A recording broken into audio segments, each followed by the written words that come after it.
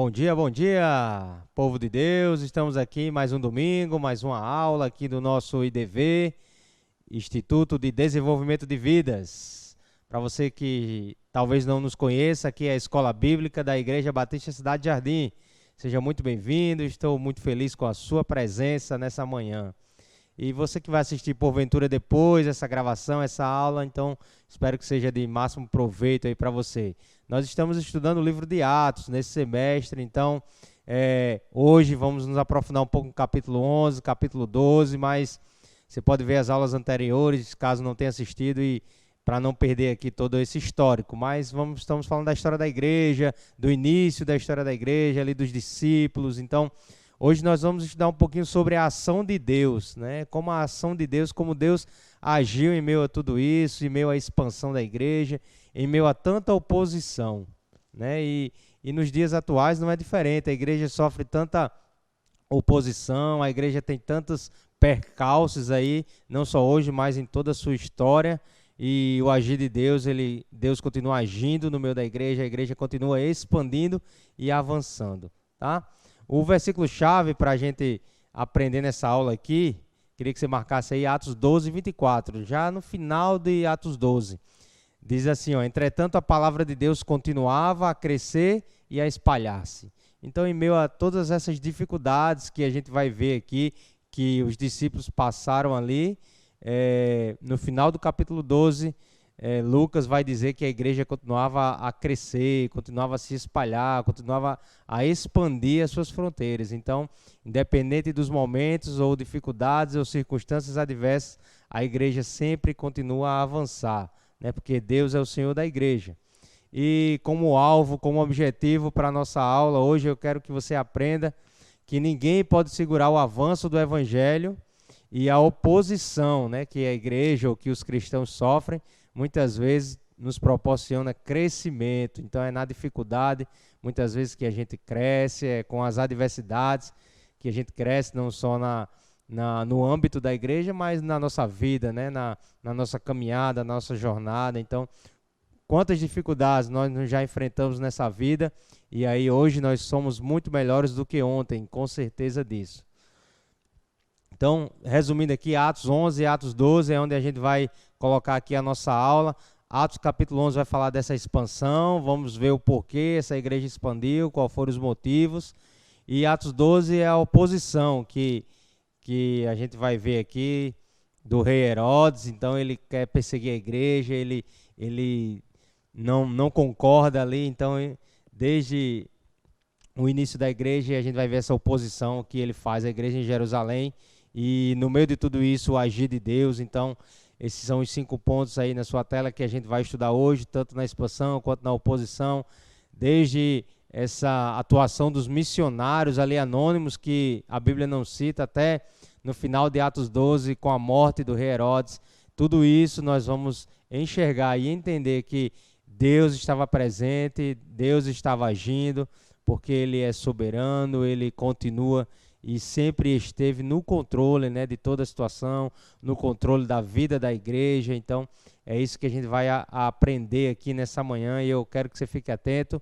Pega aí a sua Bíblia ou o seu celular, smartphone, abra aí, conecte-se aqui conosco para a gente aprender juntos, tá? Então, primeiro os missionários anônimos. O que é que acontece ali em Atos capítulo 11, que você pode ler? Talvez aqui em aulas anteriores a gente já viu aqui sobre o ministério de Pedro, mas lá, metade do Atos capítulo 11, metade desse capítulo, a gente vai ver que a morte de Estevão foi um fator determinante, né, para que a igreja continuasse e para a igreja de fato expandisse. Lembre-se aqui que Jesus tinha dado uma ordem para os apóstolos, para os discípulos, permanecerem em Jerusalém e só saírem quando receberem o poder do Espírito Santo. E ao receber esse poder, eles iriam pregar o evangelho em Jerusalém, onde eles estavam, né, entre os judeus, mas iriam expandir Judéia, Samaria e até os confins da terra. Ou seja, a ordem de Jesus era que o evangelho alcançasse todo o mundo antigo daquela época, né, atravessasse as fronteiras, que não ficasse apenas entre os judeus, mas também fosse para os gentios. Esse era o desejo, né, de Jesus Cristo quando comissionou aqueles discípulos.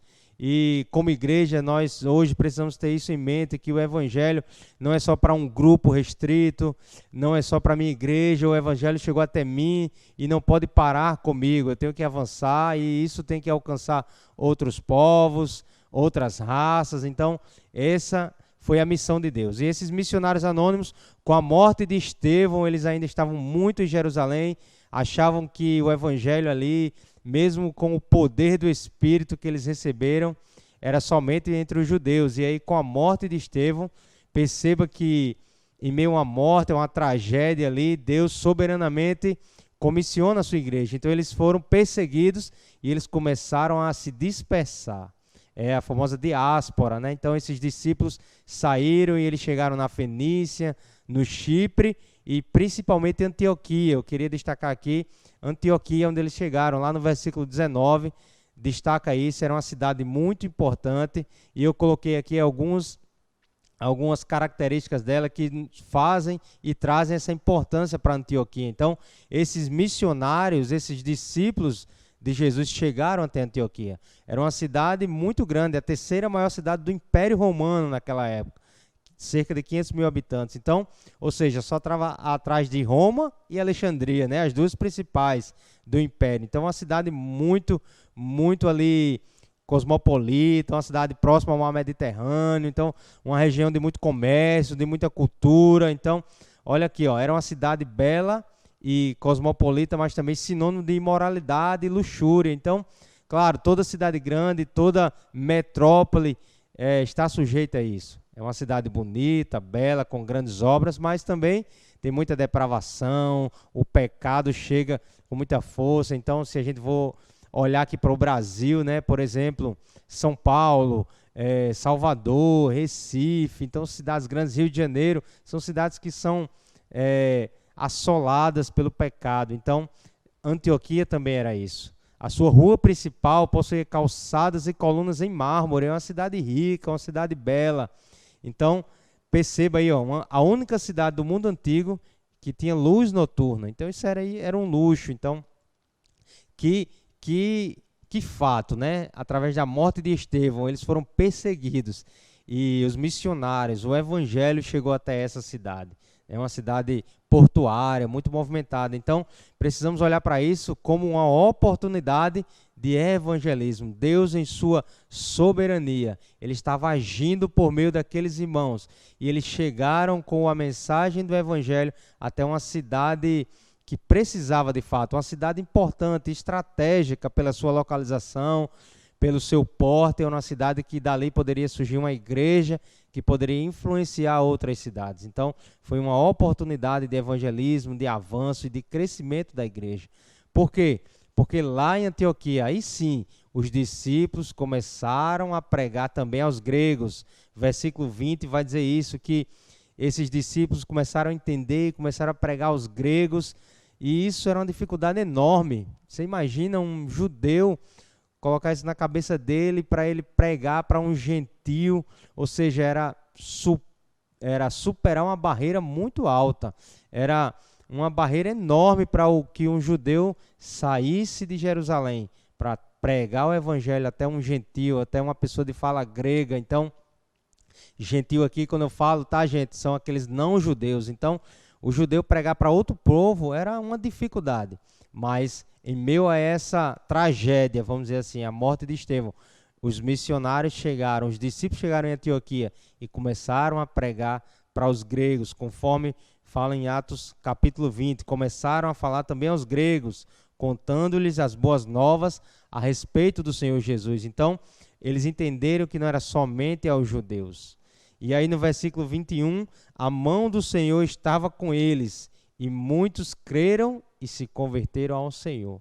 Então perceba, de um fato tão triste, tão aterrorizante como um apedrejamento, a morte de um cristão, Deus usa tudo isso na sua permissão, na sua soberania, que os missionários, discípulos cheguem em outra cidade, comecem a anunciar o evangelho e as pessoas criam e se convertiam. Atos 21 está aí dizendo. Então, isso é a ação de Deus.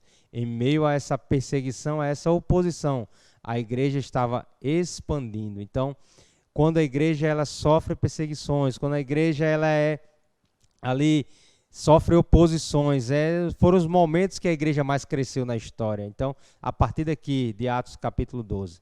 Segundo, quando os missionários estão em Antioquia, né, começam a formar a igreja começa a ser constituída ali, a igreja de Jerusalém envia Barnabé até Antioquia. Então esse foi um fato que o autor bíblico aqui destacou bem, porque Barnabé era uma pessoa muito querida, uma pessoa realmente de Deus, preocupada com as coisas do evangelho, e a igreja envia Barnabé como missionário até Antioquia.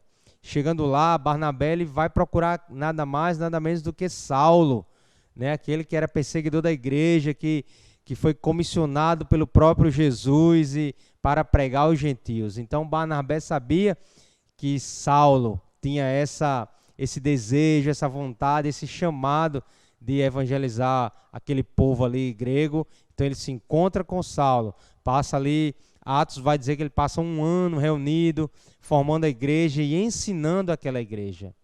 Perceba, versículo 25. Em Antioquia, os discípulos foram pela primeira vez chamados cristãos.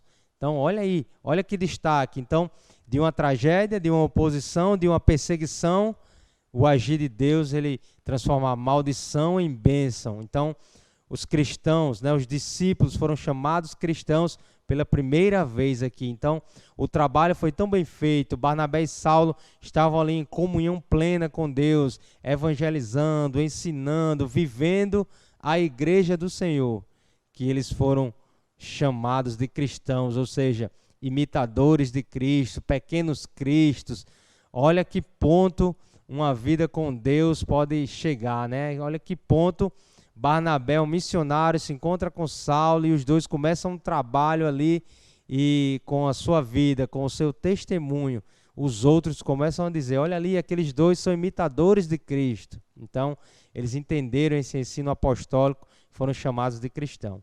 A profecia do profeta Ágabo é de muita fome no mundo inteiro. Então, após tudo isso, um profeta chamado Ágabo, né, ele aparece, ele vai até Antioquia e ele traz uma palavra profética de Deus, de que ia ter muita fome no mundo, muita fome naquela região. E Jerusalém, por ser uma cidade já muito mais pobre, sofreria muito, né? A história da igreja conta que Jerusalém sofreu bastante com essa fome, pessoas não tinham o que comer. Então, foi um fato ali que marcou, ou seja, mais uma adversidade na história aqui desses primeiros cristãos. Então, com essa história, chegamos aqui no ponto 3, onde a gente pode ver a solidariedade dos irmãos. Então, ainda em Atos capítulo 11, aqui no finalzinho, versículo 29 diz assim, ó, os discípulos, cada um segundo as suas possibilidades, decidiram providenciar ajuda para os irmãos que viviam na Judéia, e o fizeram enviando suas ofertas aos presbíteros pelas mãos de Barnabé e Saulo. Então, a igreja entendeu a sua missão, claro que era de glorificar a Deus, de anunciar o evangelho, mas também de pensar no próximo, de amar ao próximo. Então, eles começaram a ajudar a igreja em Jerusalém. Aquela igreja que foi formada pelos cristãos perseguidos, começou a ajudar e mandou essa ajuda através de Barnabé e Saulo. Então, foi um momento muito triste na história. Flávio Josefo, o grande historiador da igreja, ele disse que muitas pessoas morreram por não conseguir alimentos. Então, Jerusalém sofreu bastante, era um vilarejo, a Judéia ali sofria bastante porque era muito pobre. E Barnabé e Saulo foram esses agentes de Deus a entregar essas ofertas lá em Jerusalém. E Hernandes Dias Lopes, né, um teólogo, pastor no nosso tempo, ele escreveu assim, ó, a fé cristã não abre apenas o nosso coração para crer, mas também o nosso bolso para contribuir. Então, acho que esse momento que a igreja viveu de solidariedade, de se colocar no lugar do outro, de empatia, serve muito para nós hoje. Esse exemplo dos irmãos serve para nós, em meio a essa pandemia, essa dificuldade que nós estamos enfrentando, pessoas perdendo seus empregos, pessoas perdendo a saúde. e nós como igreja precisamos ser solidários, nós precisamos continuar. Eu quero convidar você a continuar contribuindo. A nossa igreja tem o projeto de entrega de cestas básicas, então temos famílias cadastradas. Eu quero convidar você a continuar a ofertar, a ajudar os seus vizinhos, a ajudar alguém no seu trabalho. Participe de algum grupo, se envolva, fale com o seu pequeno grupo, mas participe, seja solidário. Perceba como foi importante esse momento na história que o autor bíblico registra que a igreja foi solidária, que a igreja ajudou. Então, em meio às dificuldades, Deus providencia, o agir de Deus está em todo lugar, e a igreja é essa agência que pode atender aos mais fracos, aos oprimidos, aos pobres.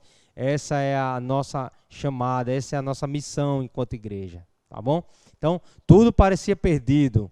Era um tempo difícil, muita fome, aqueles judeus foram expulsos de Roma, o rei Herodes, ele odiava os cristãos, ele não tinha pena, e Atos capítulo 12 vai começar com essa tragédia.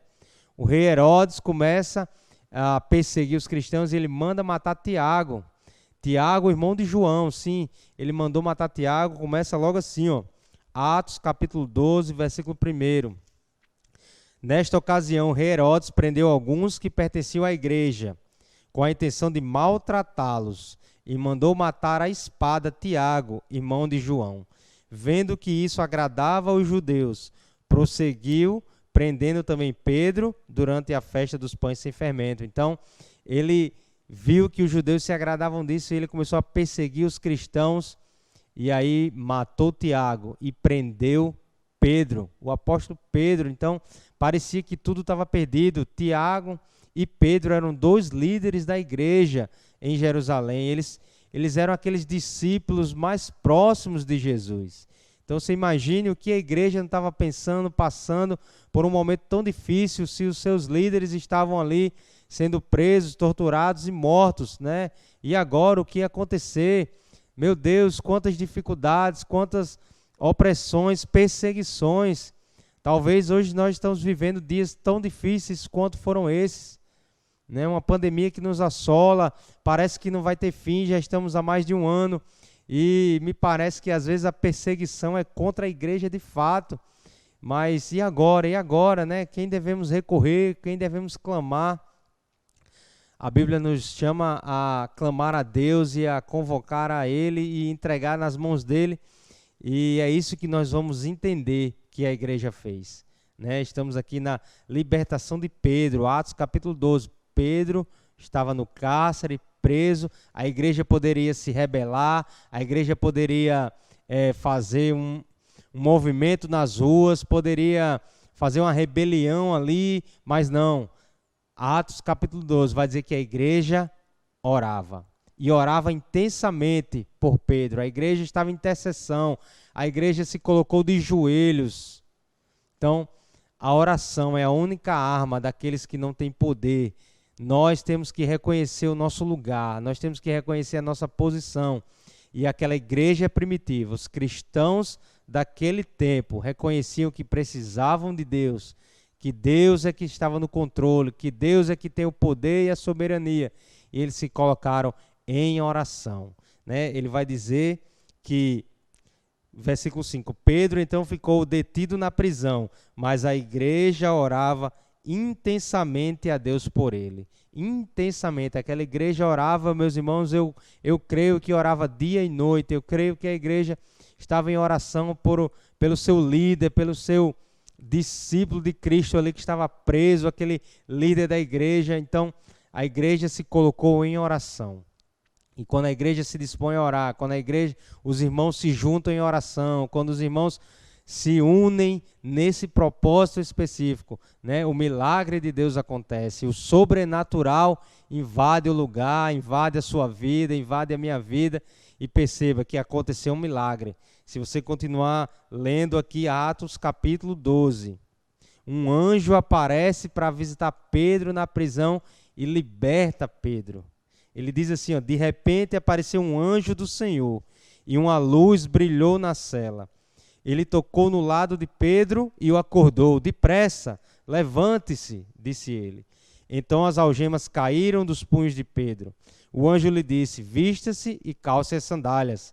E Pedro assim o fez. Disse-lhe ainda o anjo: põe a capa e siga-me. Então o anjo libertou Pedro, o anjo retirou ele da prisão. Os soldados não viram, era uma escolta enorme que Herodes colocou ali para pastorar Pedro, para ficar ali na vigia, na guarda. Mas o milagre aconteceu porque a igreja se colocou em oração. Então, Pedro foi liberto, Pedro saiu da prisão. Mais uma vez, podemos ver o agir de Deus, a ação de Deus na história, a providência divina no meio do seu povo. Então, em meio às dificuldades, em meio à oposição, Deus age e a igreja continua expandindo. Parecia o fim, né? Pedro estava preso, Tiago tinha morrido, e o que seria da igreja? Mas o anjo do Senhor apareceu ali libertando Pedro e a história segue. Pedro aparece lá na casa dos seus familiares, seus amigos, na casa do João Marcos, e todos ficam perplexos ali e louvam a Deus pelaquela libertação de Pedro, pelo aquele milagre que Deus tinha operado.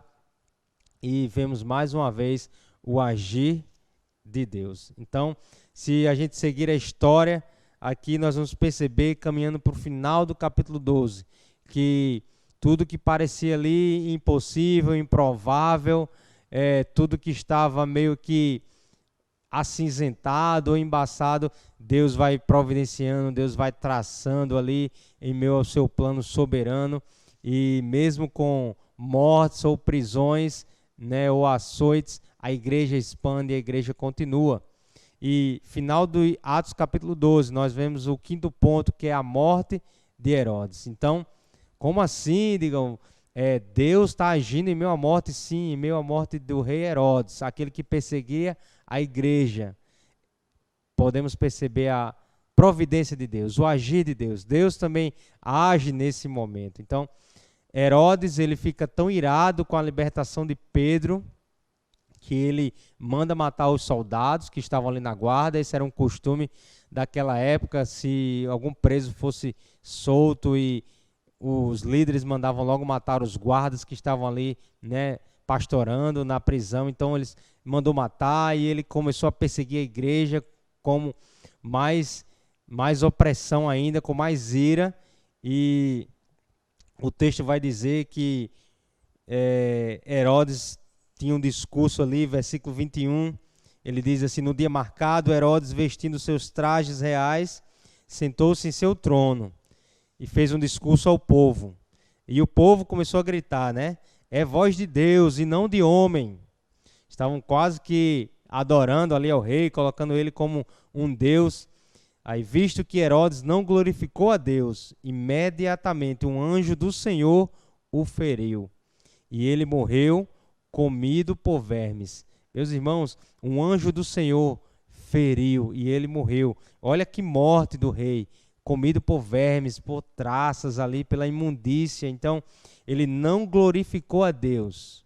E Deus foi lá e agiu com justiça, com providência, em prol do seu povo, em prol dos seus decretos eternos e soberanos.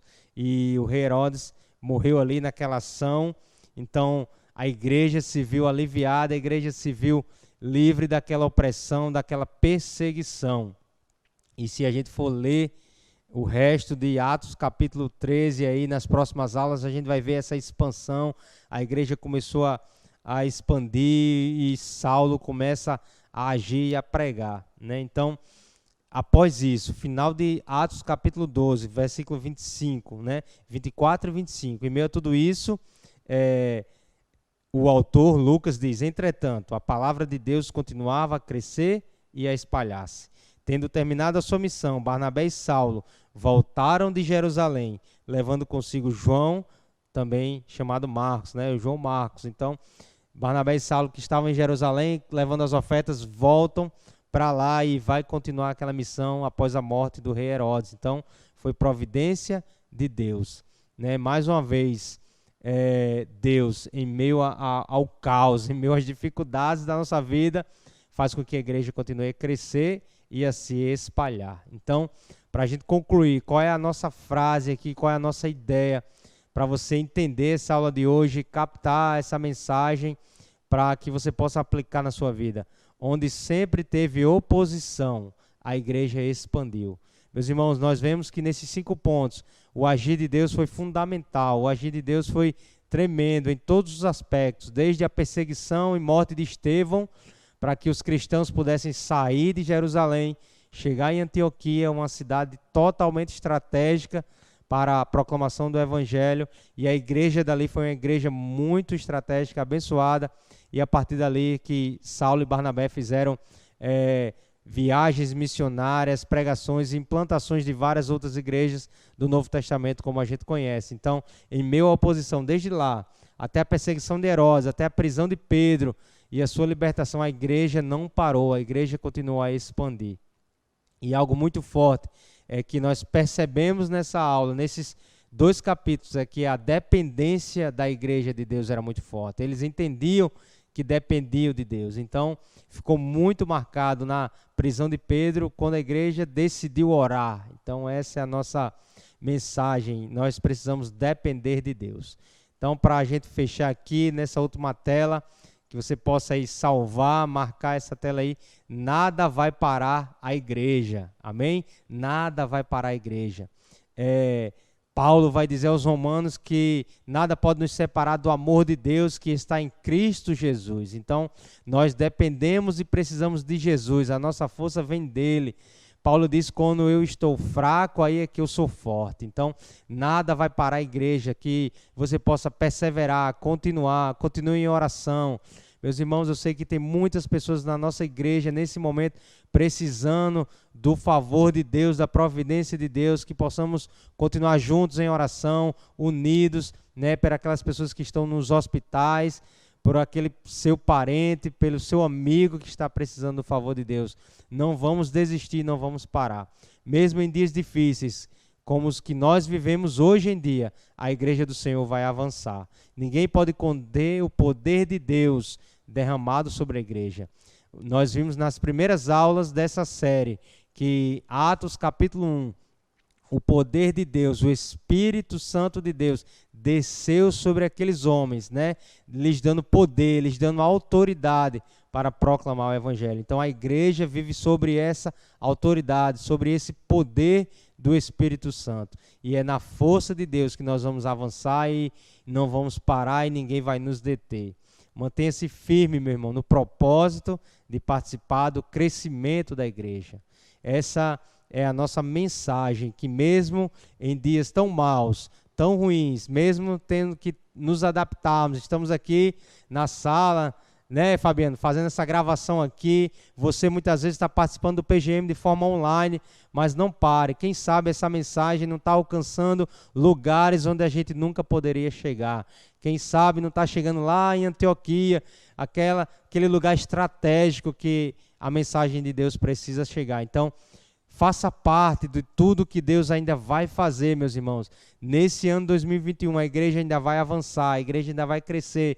E nós precisamos e somos chamados a fazer parte desse movimento, desse agir de Deus, que possamos ser dependentes dEle, que possamos estar em vida de oração, em comunhão com os irmãos e sabendo que o poder de Deus o poder do Evangelho, é aquele que é capaz de salvar, de trazer a cura e a libertação para nós. Então, que Deus te abençoe, tenha um excelente domingo e uma semana cheia de paz.